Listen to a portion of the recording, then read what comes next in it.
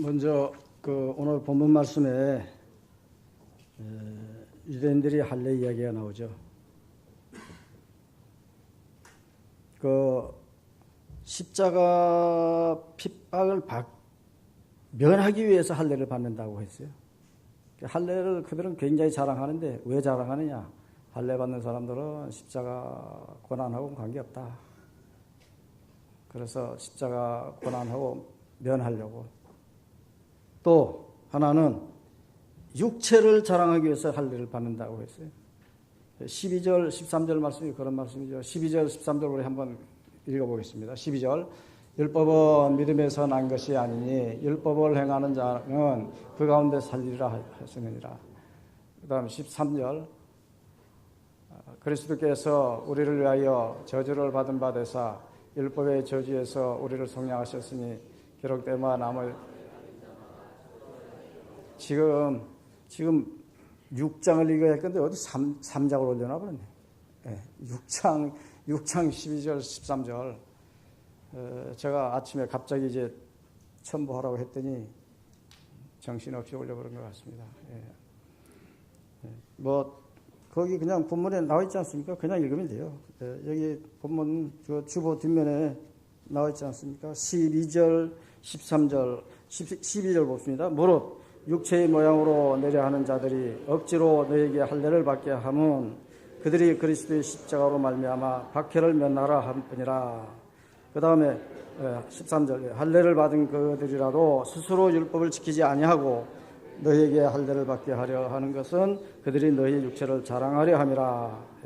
왜 할례를 받았느냐? 십자가 고난 우리하고 관계없다. 거기서 우리가 면한다. 십자가 핍박 우리 안 받겠다. 그런 의미고, 또 하나는 우리는 할례 받은 민족이다. 할례 받은 백성이다. 그러니 얼마나 좋으냐. 자랑거리로 그렇게 삼고 있는 것입니다. 그런데 바울의 경우로 바울이 그 신앙을 보면은요, 그게 잘못됐다는 것을 지적해 주기 위해서 오늘 갈라디아서에서 말씀을 하고 있는 거예요. 사실은 갈라디아서나 로마서나 고린도전서가 다 기독교 교리서죠. 잘못된 것들을 바로잡아 주는 것이 바로 교리입니다. 그러면서 강력한 십자가 신앙을 갈라디아 교인들에게 이야기하기 위해서 갈라디아서를 기록한 것입니다. 더구나 여기 보면 큰 글자라고 했어요. 큰 글자. 눈이 나쁘니까 큰 글자가 아니면 바울 사도도 읽기 힘들어서 큰 글자로 쓰면서 그렇게 이제 교인들에게 알려주는 것을 보면은 누구든지 글씨가 적어서 못 봤다 하는 소리 못하게, 눈이 나쁜 나도 보고 있는데 너희들 다 볼 수 있지 않느냐, 그렇게 다 볼 수 있게 큰 글씨를 썼다. 그 내용이 뭡니까? 십자가 신앙 절대로 흐트러져서는 안 된다. 그게 바로 외침이에요. 갈라디아서 3장 1절을 보세요. 3장 1절, 이제야 3장이 나옵니다. 3장 1절 다 읽습니다. 어리석도다 갈라디아 사람들아, 예수 그리스도께서 십자가에 못 박히신 것이 너희 눈 앞에 밝히 보이거늘 누가 너희를 꾀다냐. 보세요. 십자가 뚜렷하게 보여주고 있지 않습니까? 아무도 꿰지 못할, 아무도 우리를 흔들지 못하도록 분명히 보여주고 있는 거예요. 그래서 본문은 십자가 신앙 뚜렷하게 해주기에 목적이 있어서 이런 말씀을 하는 것입니다. 자, 바울이 십자가 신앙이 어떤 신앙입니까? 먼저 14절, 본문 14절을 한번 읽으면서 이야기하겠습니다. 14절 다 같이 읽습니다. 그러나 내게는 오직 우리 주 예수 그리스도 십자가 외에 결코 자랑할 것이 없으니 그리스도로 말미암아 세상에 나를 대하여 십자가에 못 박히고 내가 또한 세상을 대하여 그러하니라. 여기 보시면 세상이 나를 대해서 십자가에 못 박혔다고 했고요. 또 내가 또한 세상을 대해서 그랬다. 세상이라는 말을 쓴 것은요, 바로 세상이 나에게 십자가를 그렇게 못 박게 하는 이런 역할을 한다는 것은 탈에게 의한 핍박, 탈핵에 의한 고난을 말하는 것입니다. 예수 믿는 사람들이 내가 스스로 자처하는 고난은 여기 내가 또한 세상을 대하여 그러하다 하는 것은 바울 자신이 자처해서 받는 고난이고 세상이 하는 것은 바울이 의도하지 않은 핍박을 바울이 원치 않은 고난을 세상이 주는 것을 의미하는 거예요. 그러니까 세상에 대해서 십자가에 못 박혔다 하는 것은요, 죄악을 십자가에 못 박아야 한다는 말씀입니다. 십자가에 못 박다는 말이 뭡니까? 십자가에 못 박는다는 말은요, 말 그대로 정말로 이건 저주 선언 말이에요. 십자가에 못 박았다는 것은 저주 선언하는 거예요. 당시에 십자가 어떤 사람들이 받았습니까? 가장 추악한 범인들이 그 십자가에 못 박혀서 죽였어요. 가장 추악한 죄인들, 가장 용서받을 수 없는 죄인들. 거기에 예수님 좌우에 강도들이 올라서 있는 것을 보면 알 수 있지 않습니까? 매달려 있는 것을 보면 알 수 있지 않습니까? 그런 유들. 그런데 가운데 계신 예수님은 그런 유가 아니죠. 그건 세상이 십자가를 지어서 지는 거고 자신이 자처해서 지는 것이지 결코 죄가 있어서 졌다고 말할 수 없는 분이 예수님입니다.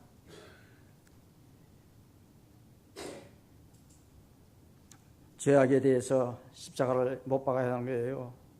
죄악 세상, 탐심 다 못 박아버려야 합니다. 십자가에 못 박아버려야 해요. 그래서 철저히 구별된 삶을 살아야 하고 철저히 구별된 하나님의 백성이 되어야 하고 분리되고 세상 죄와는 무관한 자가 되어야 하는 거예요. 바울이 십자가 신앙은 죄악을 십자가에 못 박아버리는 자기의 모든 죄악 다 예수님이 십자가에 못 박아버리는 그런 신앙이에요. 예수님 따르는 성도의 기본 기가 바로 여기 있습니다. 십자가에 못 박으려면 어떻게 해야 합니까? 자기를 부인하지 않습니까? 자기 부인하지 않고서는 십자가에 못 박힐 수가 없어요. 예수님도 끝까지 내가 하나님의 아들이라고 그러면서 나는 절대로 죽을 수 없는 사람이다. 내가 하나님의 아들인데 왜 죽느냐? 나는 죄도 없다, 흠도 없다, 티도 없다. 그러면서 버텼으면 하나님도 어찌할 수 없었을 거예요. 자기를 부인했어요. 나는 인류의 죄를 씻어주기 위해서 기꺼이 어린 양이 되어 희생제물이 되겠노라. 그게 예수님의 자기 부인이죠. 십자가 지신 예수님을 우리가 쫓고 있지 않습니까? 마태복음 16장 24절에 분명히 그런 말씀을 하고 있어요. 한번 읽어보세요. 이에 예수께서 제자들에게 이르시되 누구든지 나를 따라오려거든 자기를 부인하고 자기 십자가를 지고 나를 따를 것이다. 자기 십자가 지고 따르라고 했어요. 왜? 주님이 십자가 지고 가셨는데 십자가 지고 가신 그분을 따라가는 자들이 내 십자가도 부인하고 어떻게 갈 수가 있겠습니까? 나에게 주어진 십자가, 나에게 맡겨진 십자가들을 내가 마다하고 어떻게 주님을 쫓아갈 수가 있겠느냐겠습니다. 자기를 부인해야 하고 두 번째는요, 옛사람을 죽여야 합니다.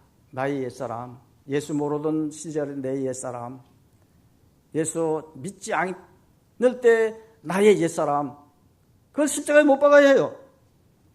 그게 옛사람이 뭡니까? 죄의 몸 아닙니까? 죄의 몸을 십자가에 못 박아버려야 하는 것입니다. 로마서 6장 6절에 뭐라고 했습니까? 로마서 6장 6절 다 같이 읽습니다. 우리가 알거니와 우리의 옛사람이 예수와 함께 십자가에 못 박힌 것은 죄의 몸에 죽어 다시는 우리가 죄에서 종로로 타지 아니하려 함이라. 예, 분명히 십자가에 못 박혔다고 했습니다. 옛사람이.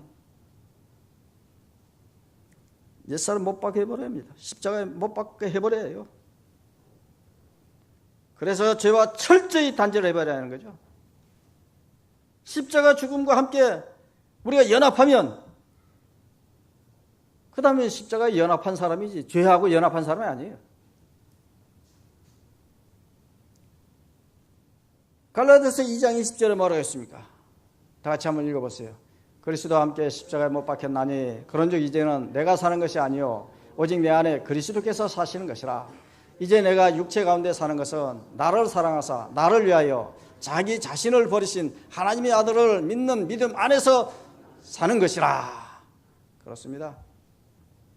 이제는 십자가에 못 박힘과 함께 그리스도와 연합해 버렸습니다. 그리스도와 연합했으면 그리스도와 함께 이제 살아가야 하는 거예요. 예, 그리스도와 연합한 자가 세상하고 연합한 자처럼 그렇게 살아서 안 돼요. 십자가를 피할 수 없는 그리스도인입니다. 성도들은 뭐니 해도 십자가를 피할 수 없는 존재들이에요. 내가 믿겠습니다 한 순간부터는, 예수 믿는다고 하는 그 순간부터는 십자가는 나와 함께 있는 거예요. 떠날 수가 없습니다. 십자가와 헤어질 수가 없습니다. 토마스와 캠퍼스가 그리스도를 본받아라고 하는 그 글에 그런 글이 쓰여 있습니다. 잘 들어보십시오. 그리스도에는 십자가에서 도망칠 수 없다. 십자가를 피한다면 이미 그리스도를 따르는 자가 아니다. 그대가 밖으로 도망쳐도 신자라면, 성도라면 거기 십자가가 있고, 안으로 숨어도 거기에 십자가가 볼 수밖에 없다. 위로 올라가도 십자가가 기다리고 밑으로 파고들어도 십자가가 있다. 주님이 말씀하지 않았느냐? 누구든지 나를 따르고자 하는 자는 자기를 부인하고 자기 십자가를 지고 나의 십자가의 고통을 쫓을 것이니라. 그런 말이 바로 이 그리스도를 본받아라고 하는 그 본문에 들어있어요.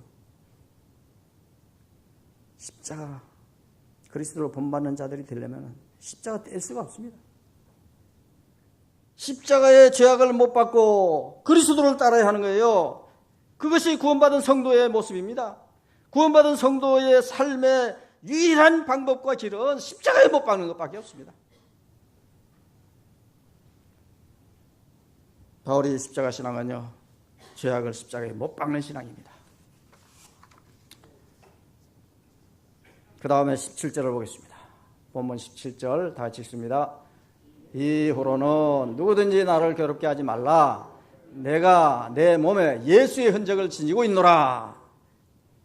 자기 몸에 예수님의 흔적을 지니고 있다. 바울이 고백하고 있죠. 바로 예수의 십자가 고난에 동참하고 있다는 그 말이에요. 흔적을 남겼다고 했잖아요. 흔적. 내 몸에 예수의 흔적. 예수님의 흔적이 뭡니까? 십자가에 못 박힌 흔적이에요. 내 몸에 그 흔적이 남아있다. 그 말은 무슨 말입니까? 주님 때문에 내가 고난을 당하고, 주님 때문에 핍박당하고, 주님 때문에 이 고생 저 고생하면서 많은 어려움을 당한 그 이야기가 흔적으로 남아있는 거예요. 흔적이라는 말이 구멍내거나 박은 표시를 말하는 스티그마라고 하는 단어입니다.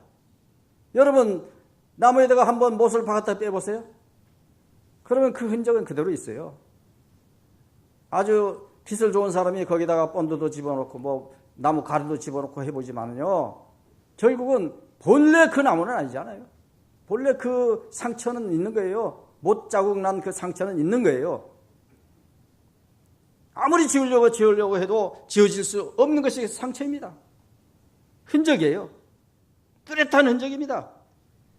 바울의 일생 가운데 차지하는 것은 고난에 동참하는 것입니다. 그리스도의 고난에 동참하는 것이 바울의 일생이에요. 바울의 십자가 신앙은 예수 십자가 고난에 동참하는 것입니다. 고린도후서 11장에 가서 보면은 23절서부터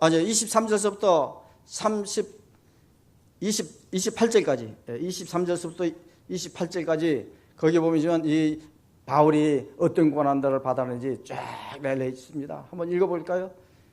그들이 그리스도의 일꾼이냐, 정신없는 말을 하거니와 나는 더 그러하도다.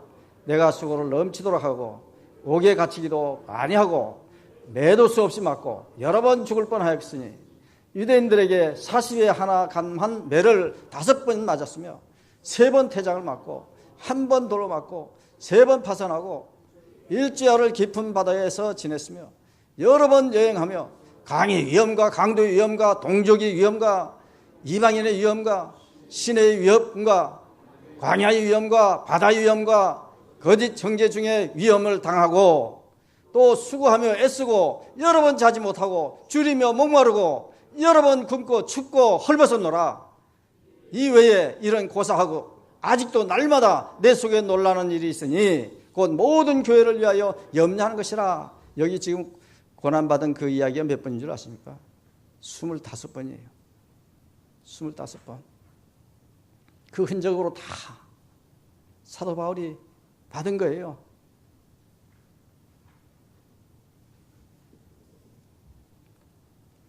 수고를 넘치게 했다고 하지 않습니까? 25가지 고난을 당해가면서 수고를 넘치게 했습니다. 그 중에서도 특별히 우리가 잊을 수 없는 건 마지막에 하시는 그 말씀, 마지막에 뭐라고 했습니까? 28절에 거기 보시면 모든 교회를 위하여 염려하는 것이라. 앞에 25가지 많은 염려들을 이야기한 다음에 마지막 결론으로 모든 교회를 위해서 염려하는 것이다. 여러분들이 가정에 어떤 어려움이 있으면 그 문제를 놓고 얼마나 염려합니까? 얼마나 고심합니까? 얼마나 그 문제를 놓고 기도합니까? 그런데 교회에 어떤 어려움이 있다, 교회에 어떤 문제가 있다면 나 몰라라 하지 않습니까? 교회 문제를 놓고 그렇게 심각하게 자기 가정의 문제처럼 그렇게 고심하며 염려하며 하나님 앞에 부르짖고 있습니까? 정말로 교회에 대해서는 주님의 몸이라 생각한다면, 주님의 몸된 교회가 이렇게 어려움을 당하고 있다면 어떻게 우리가 그렇게 방심할 수가 있겠습니까? 그저 장로님들 몇 분이나 그 문제 알아서 하십시오. 그렇게 해서는 안 되는 거예요. 모든 성도님들이 교회 어려움이 있으면 손발 벗고 나서서 같이 해결하려고 애를 써야 하는 거예요. 제가 말하는 이 교회 어려움은 우리 함덕교회 교회 어려움만 말하는 게 아니에요. 함덕에 지금 8개 교회가 있습니다. 우리 교회까지 포함해서 8개 교회가 있는데 저는 중보기도 모임 때마다 제일 먼저 내놓는 제목이 바로 그 문제입니다. 함덕의 8개 교회들이 다 부흥하고 발전해서 제발 함덕의 많은 영혼들을 많이 건져내고 다 복음화 됐으면 좋겠다. 이 일을 위해서 기도해 주시오. 우리 주보에도 보면은 그렇게 지금 나와 있지 않습니까? 계속 기도하는 제목에 분명히 나와 있습니다. 8개 교회 부흥과 지역 복음화 위해서 기도해 달라고.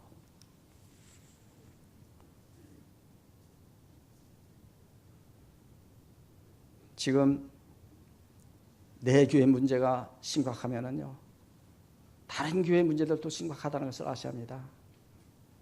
한국의 교회가 보통 문제가 아닙니다. 지금 한국 교회가 위기라고 하는 말들이 터져나오고 있습니다. 위기다. 한국 교회가 위기다. 저도요, 가끔 신문을 보든지 방송을 듣든지 하다 보면 교회에 대한 비난의 그 사건들이 터져가지고 비난을 받는 그런 이야기들이 얼마나 많으지요.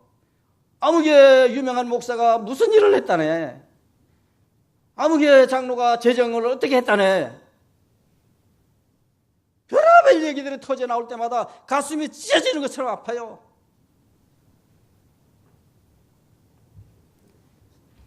우리가 잘해서 칭찬받는 건 힘들고요, 못해서 욕먹는 것은 쉽습니다.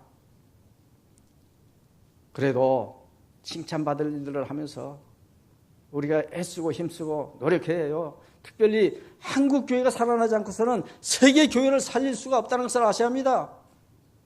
지금 복음이 흘러 서쪽으로 흘러서 마침내 동양인 우리 한국까지 왔는데, 여기서 살아나면 저 중국도 다시 더 중동까지 제대로 된 복음이 물결이 흘러갈 것이고, 그렇지 못하면 여기서 사장나는 거예요. 사장되는 거예요.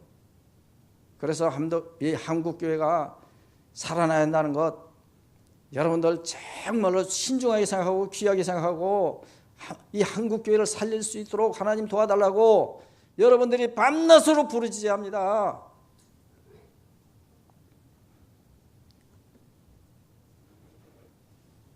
그래야 세계교회가 사는 것입니다. 바울이 십자가 신앙은 예수 십자가 고난에 동참해서 교회까지 염려하는 그런 모습까지 보여주고 있지 않습니까? 보네퍼 목사님의 그 신앙을 여러분들 생각해 봐야 합니다. 독일의 신학자 보네퍼 목사는요, 미국에서 편안하게 살 수 있었어요. 미국에서 다 환영하고, 미국에서 오래오래 여기 있어달라고 다 붙잡고, 너무나 귀한 목사님이니까.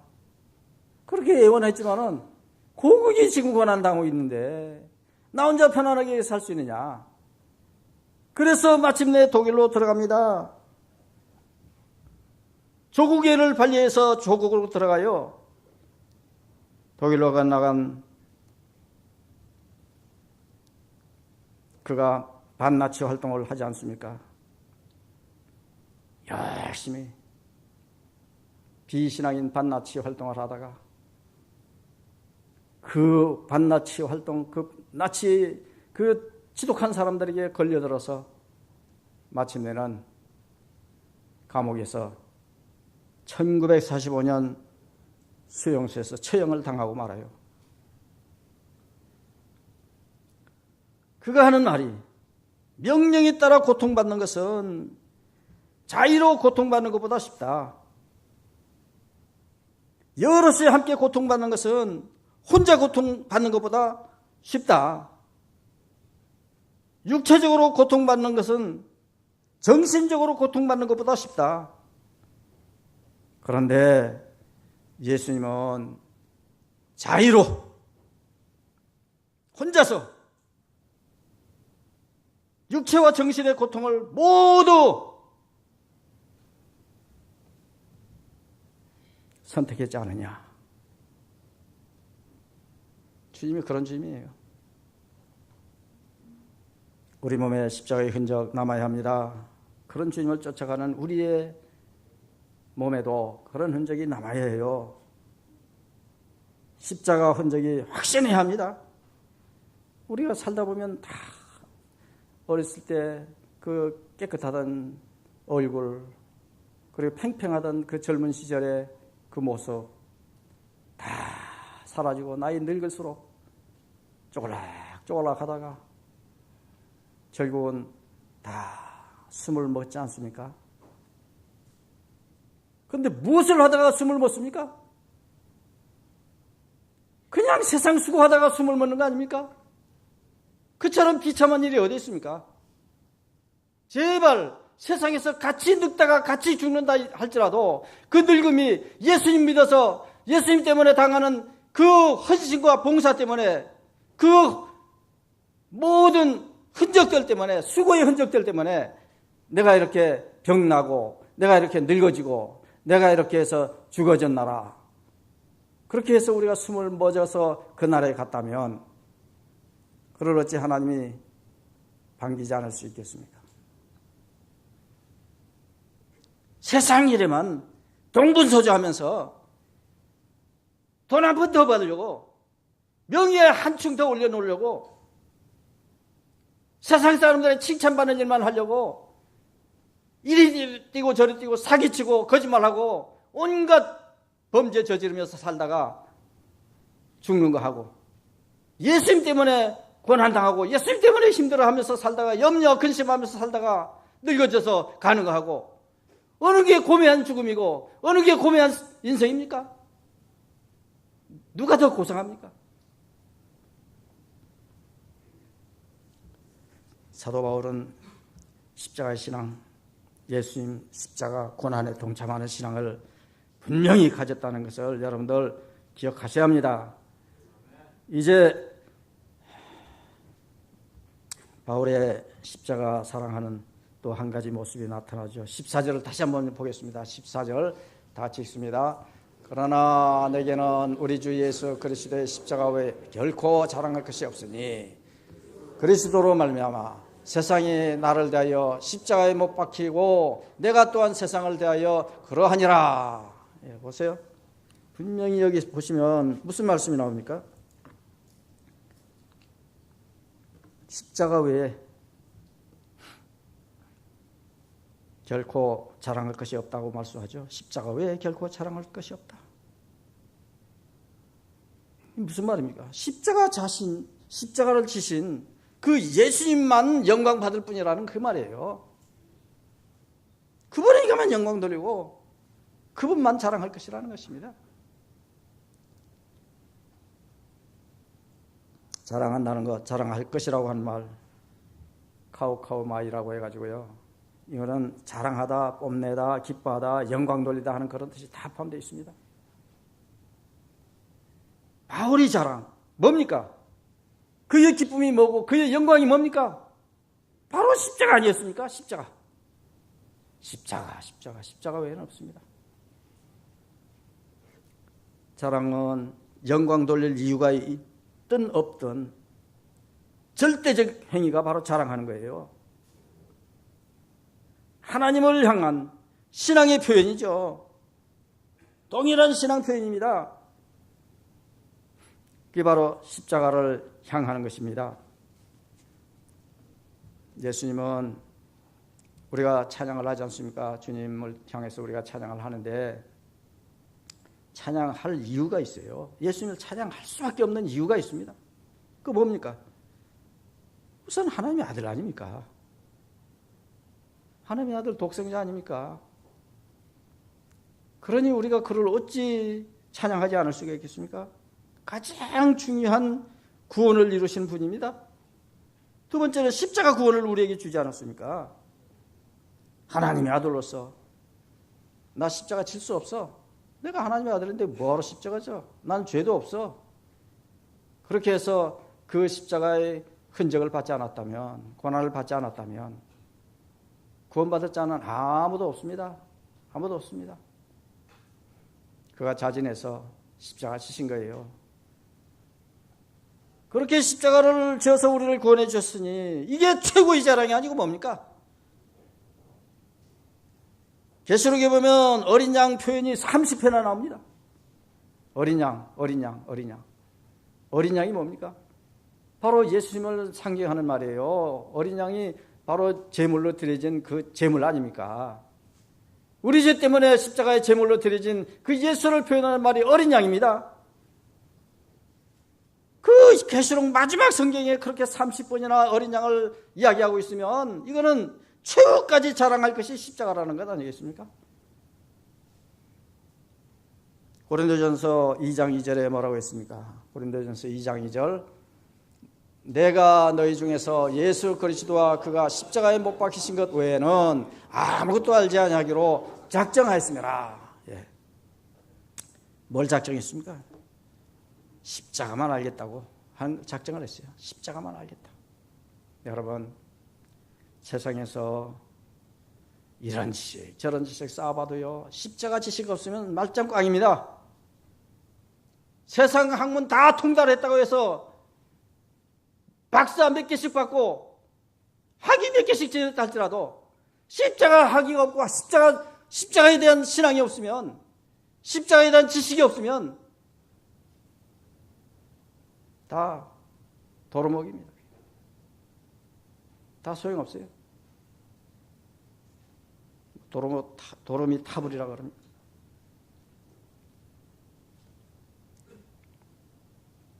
영광스러운 천국의 유일한 통로는요 십자가입니다. 천국 가는 통로가 십자가예요. 여러분들 뭘로 천국 갈 생각하고 있습니까? 십자가 아니고 무슨 길이 있습니까? 성도 신앙 최후의 영광은 천국 구원인데 바로 거기에는 십자가로만 들어갈 수가 있는 거예요. 십자가 신앙으로만 들어갈 수가 있습니다. 미국 오하이오주의 한 도시에서 여론조사를 했어요. 어떻게 하면 사람이 천국 갈 수 있겠느냐. 여론조사를 했는데요.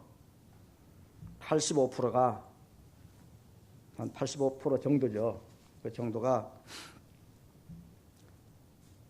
85% 정도의 사람들이 뭐라고 했느냐 하면요. 교회 등록해서 예배에 빠짐없이 참석하고 선한 삶을 살고 성경을 읽고 꾸준히 혼자서 노력하는 것밖에 없다. 어딘가 좀 허전하지 않습니까? 뭔가 대답이 좀 부족해 보이지 않습니까? 십자가가 빠져서 그래요. 십자가 신앙이 빠져서 그래요.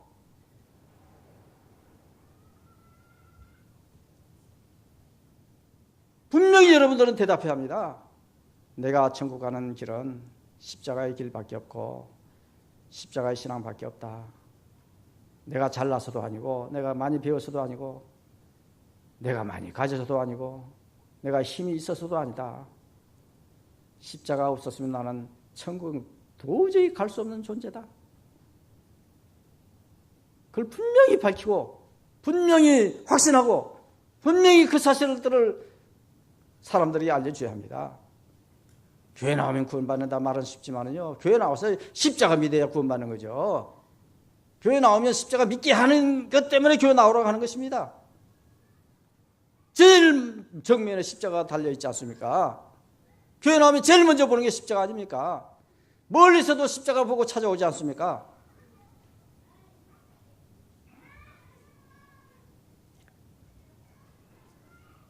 성경에 말하는 천국 유일한 길은 예수님 십자가로 밖에 없다는 것을 말하고 있습니다.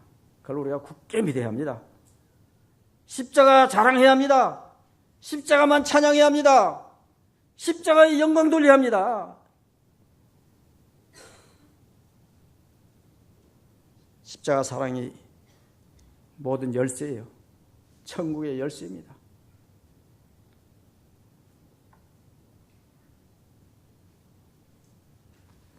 이 십자가 사랑을 믿는 사람들은 또 십자가의 사랑을 나타내요.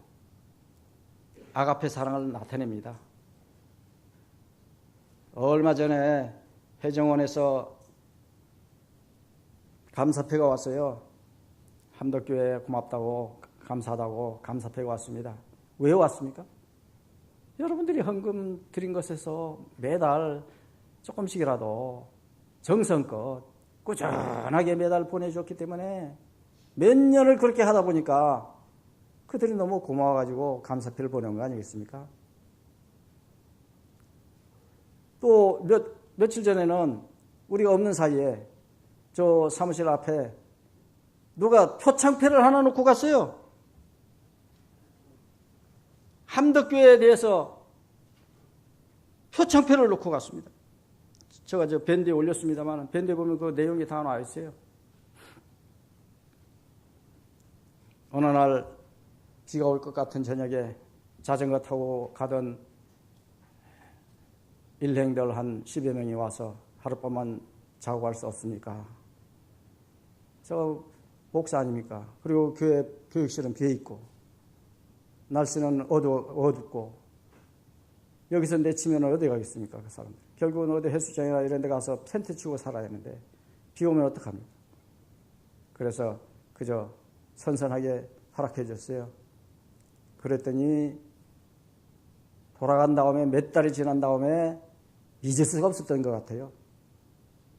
그래서 우리 없을 때 감사표를 놓고 갔습니다. 표창표를 놓고 갔습니다. 그 어떤 데 나중에 알고 보니까 그 사람들이 바로 제주생명 그 나무학교 학생들이에요. 졸업반 여행을 하는 거예요. 제주도 일주를 하는데 자전거로 가다가 날이 어두우면 어디 그 근방에서 자고 또 날이 새면 또 가고 그렇게 하다가 마침내 함덕에 와서 하룻밤을 또 묵게 된 거예요. 그렇게 해서 지어줬더니 표창패를 보내온 것입니다. 여러분, 우리가 선한 일을 하면 하나님은 미리 다 아시지만은 사람도 알아줘요. 세상에 사람들 독하고 악하다고 해도 사랑은 깨닫습니다. 사랑은 주면요 다 그 맛을 알아요. 그 감격을 다 느껴요. 우리 한국 교회가 사랑 말은 많이 하는데 세상을 향해서 진정한 사랑들을 잃어버렸기 때문에 세상 사람들로부터 지탄을 받고 있고 욕을 먹고 있는 거예요. 이제 우리 모든 그리스도인들이 그리스도의 사랑을 짊어진 자로서 그 십자가의 사랑을 짊어진 자로서 사랑하면서 내 앞에 있는 모든 사람들을 아가페적인 사랑을 나타내면서 살아간다면 결국은 그들은 굴복당할 수밖에 없습니다. 그들은 교회로 올 수밖에 없고 예수님 앞에 무릎 꿇을 수밖에 없고 다 천국 가는 백성이 될 수밖에 없어요. 저들을 구원시키지 못하는 원인 가운데 제일 큰 원인이 교회가 사랑이 없다는 거예요. 성도들의 사랑이 메말라가고 있다는 것입니다.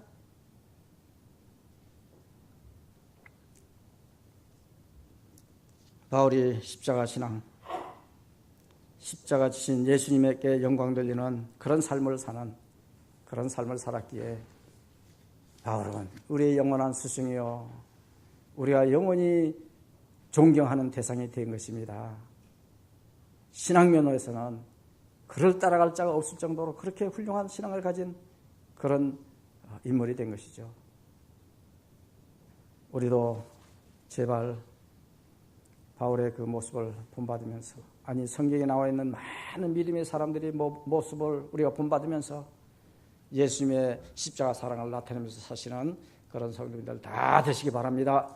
기도하겠습니다. 아버지 하나님, 주님이 나를 사랑하신 것을 손과 발에, 옆구리에, 이마에, 온몸에 흔적으로 남기신 것처럼 나도 주님을 사랑하고 서로 짐을 지고 끝까지 말씀대로 살아가는 믿음의 흔적을 내 몸에도 남기게 해주십시오. 내 삶에 남기게 하여 주시옵소서. 죄악의 흔적이 아니라 사랑의 흔적, 거룩의 흔적을 남기게 해 주시옵소서. 그래서 이 세상이 달라지게 해주십시오. 교회의 달라짐을 보고 세상이 달라지게 해주십시오. 나라가 달라지게 해주십시오. 가정과 우리 주변의 모든 영혼들이 달라져서 다 천국 백성들이 되어질 수 있도록 주여 도와주시옵소서. 이 모든 말씀 우리를 권해주신 예수님 이름으로 기도합니다. 아멘.